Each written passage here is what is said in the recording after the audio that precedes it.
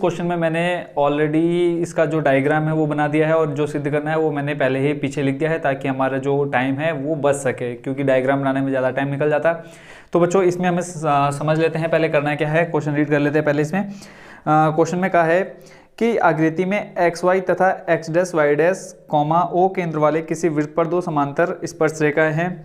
ये देखेंगे बच्चों यहाँ दो समांतर स्पर्श रेखाएं हैं, एक है हमारे एक्स डैश वाई डैश और एक है हमारी एक्स और वाई। ये हमारी क्या होगी, दो समांतर स्पर्श रेखाएं हैं किस पर, केंद्र ओ वाले वृत्त पर।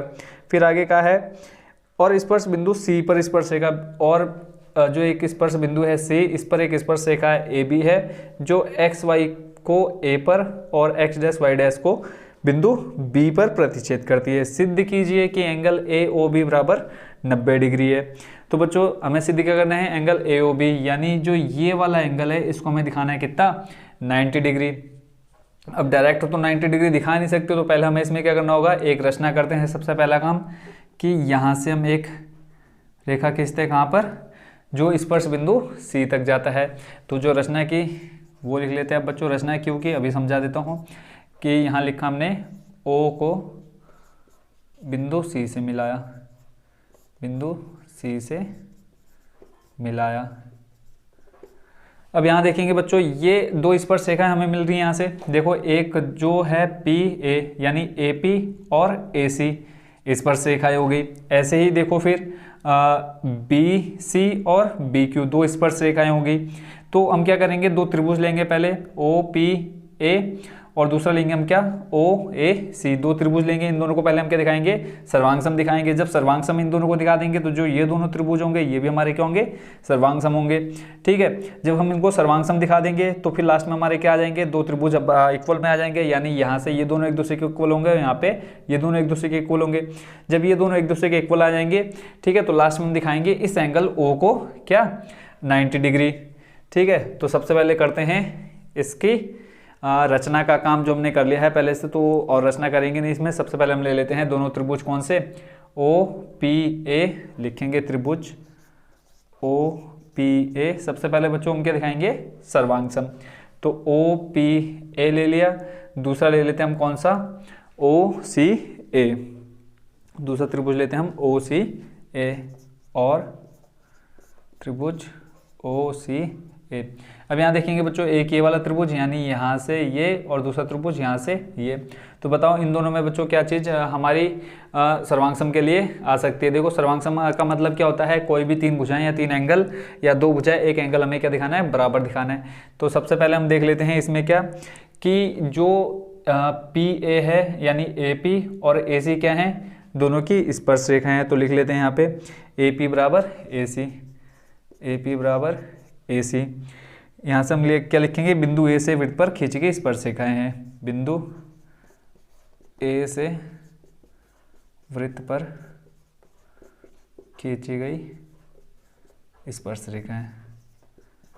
अब स्पर्श रेखाओं के बारे में बच्चों आपने लास्ट एक्सरसाइज में पढ़ा होगा, और इससे पहले हमने क्वेश्चन टोटल 8 क्वेश्चन किए, तो उसमें भी हमने डिटेल से बताया था कि वृत्त के किसी एक बिंदु से, ठीक है, वृत्त के किसी एक बिंदु से बाहर और वृत्त से कहीं दो स्पर्श रेखाएं कहाँ, किसी एक बिंदु पर जाकर मिलें, ठीक है, तो वो क्या होती हैं, आपस में उनकी जो लंबाइयाँ होती हैं बराबर होती हैं।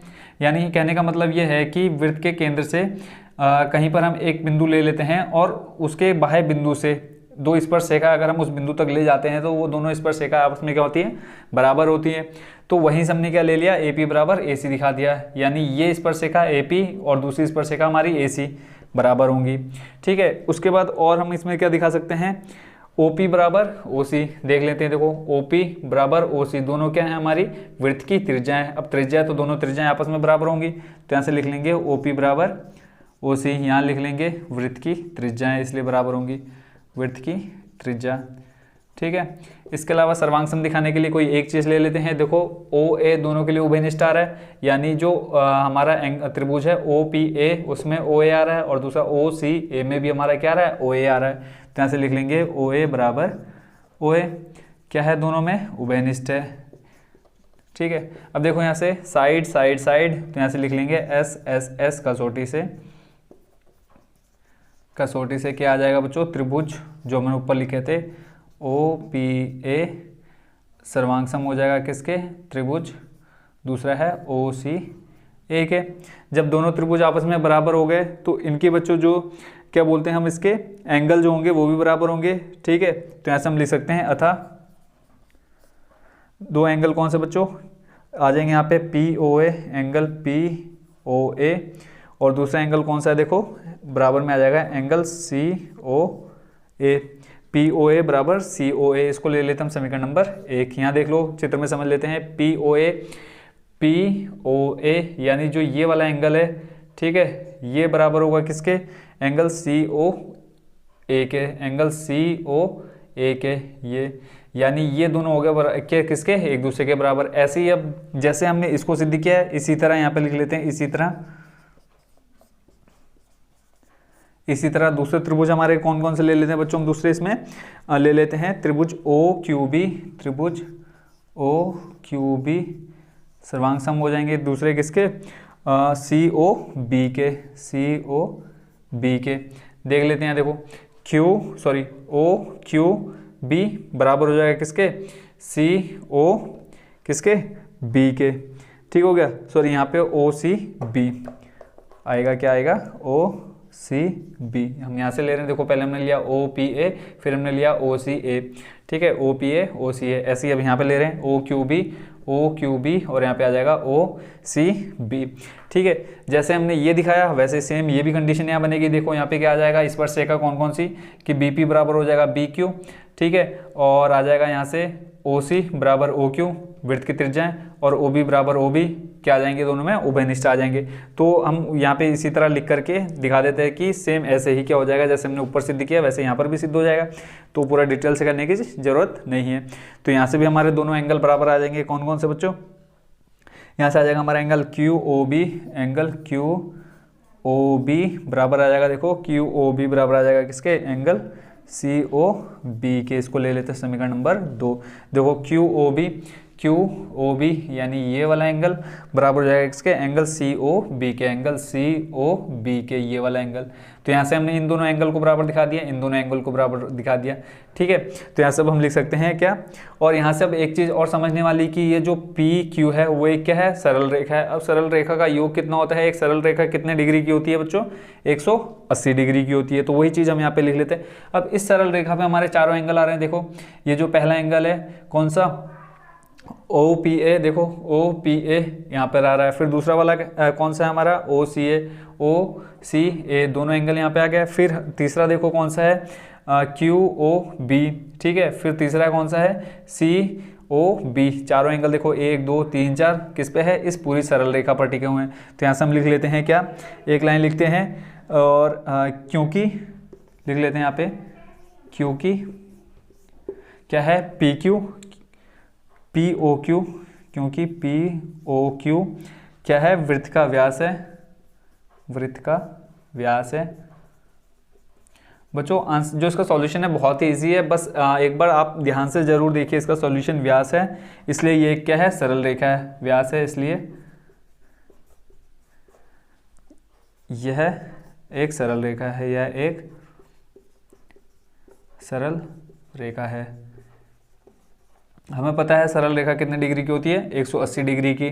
तो यहाँ से हम लिख लेते हैं क्या, तो इसमें चारों एंगल लिख लेते हैं हम। अतः कौन कौन से एंगल देखो आए हैं इसमें, एक तो है हमारा ओ पी ए, सॉरी यहाँ पे P O A, angle P O A plus angle C O A, angle C O A, angle C O A plus angle Q O B, plus angle Q O B plus angle C O B, plus angle C O B, ठीक है। तो यहाँ से देखो अब हमने P O A plus C O ए लिखा, P O ए। अभी इन योग क्यों किया हमने, क्योंकि ये देखो एक सरल रेखा है, इसका योग कितना होता है, बराबर में 180 लिखेंगे। अब 180 होता है, ठीक हो गया। तो यहाँ से देखो पी ओ ए बराबर क्या है, सी ओ ए को, यानी इस सी ओ ए को मैं क्या लिख सकता हूँ, पी ओ ए भी लिख सकता हूँ। तो यहाँ से हम लिख लेंगे कि angle P O A plus angle P O A plus angle Q O B को मैं क्या लिख सकता हूँ, देखो बच्चों क्यू ओ बी को लिख सकता हूँ, यहाँ से आ जाएगा बच्चों क्यू ओ बी को लिख सकते हैं हम C O B, Q O B को हम लिख सकते हैं क्या, सी ओ बी। तो यहाँ से लिख लेंगे C O B plus angle C O B बराबर में 180। अब हमें चाहिए क्या, देखो P, यहाँ पे हमें पी ओ ए नहीं चाहिए, क्या चाहिए था हमें यहाँ पे चाहिए सी ओ ए, क्योंकि हमें इन दोनों यानी इस पूरे को दिखाना है ना, किसको दिखाना है बच्चों, ए ओ बी को दिखाना है क्या, बराबर 90 डिग्री। तो हम यहाँ पी ओ ए को चेंज करेंगे किसमें, सी ओ ए में। ठीक है, क्यों कर रहे हैं बच्चों, समझ में आ गया होगा, क्योंकि हमें ये दिखाना है आधा हिस्सा ये, यानी यहाँ से यहाँ तक और यहाँ से यहाँ तक ये हिस्सा लेना है। तो देखो यहाँ हमारा जो एंगल आ रहा है सी ओ ए प्लस आएगा हमारा क्या, दूसरा सी ओ बी।